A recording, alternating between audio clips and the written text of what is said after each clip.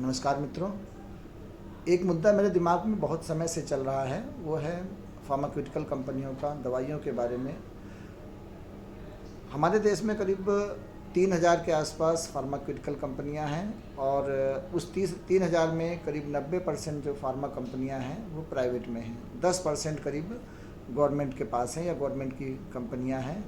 अब फार्मास्यूटिकल कंपनियों के जो दांव पेच होते हैं और जो सरकार के जो सो कॉल्ड नियम कानून होते हैं, इनके बीच में चूहे बिल्ली का खेल चलता रहता है, जिसके कारण से जो प्राइस होती है, जो लागत होती है मेडिसिन्स की और जो एमआरपी होती है, उसमें करीब 15 गुना या 20 गुने का फ़र्क पाया जाता है। अब ये क्यों पाया जाता है?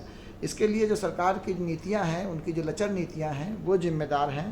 सरकार ने दवाओं के दाम निर्धारित करने के लिए 1997 में 1997 में नेशनल फार्मास्यूटिकल प्राइसिंग अथॉरिटी बनाई थी, जिसमें करीब 874 मेडिसिन को इसेंशियल मेडिसिन में रखा गया, जिनके एमआरपी डिसाइड कर दी गई थी, और करीब 10,000 के आसपास जो मेडिसिन थी उनको नॉन एसेंशियल में रखा गया, जिनके दाम फार्मास्यूटिकल कंपनियां ही डिसाइड कर लेती हैं, मतलब उनमें कोई फिक्स रेट नहीं होता है।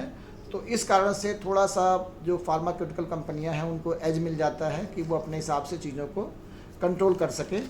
अब इसमें होता क्या है कि विज्ञापन और बाज़ार में लोगों के बीच में ऐसा माहौल बनाया जाता है कि जो जेनेरिक कंपनियां हैं, जो जेनेरिक दवाइयां हैं, वो इफ़ेक्टिव नहीं हैं, वो फ़ायदा नहीं कर रही हैं। जैसे कि आपके जो है ये दवा इंडिया है या फिर जो है जन औषधि केंद्र है, इन सब की जो दवाइयां हैं बहुत इफ़ेक्टिव नहीं हैं, जबकि जो डॉक्टर साहब दवाई लिखते हैं, जो मतलब बड़ी कंपनियों की दवाई हैं, वो ज़्यादा फ़ायदेमंद रहती हैं।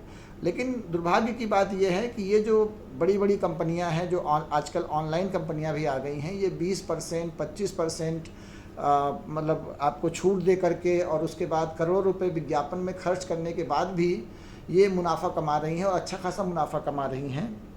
तो अब इसमें होता क्या है कि एक ऐसा सिस्टम बन गया है जिसमें कि कमज़ोर, मध्यम वर्ग, ज़रूरतमंद ये सब कुछ बेच करके जो है ख़तरनाक बीमारियों से लड़ते रहते हैं।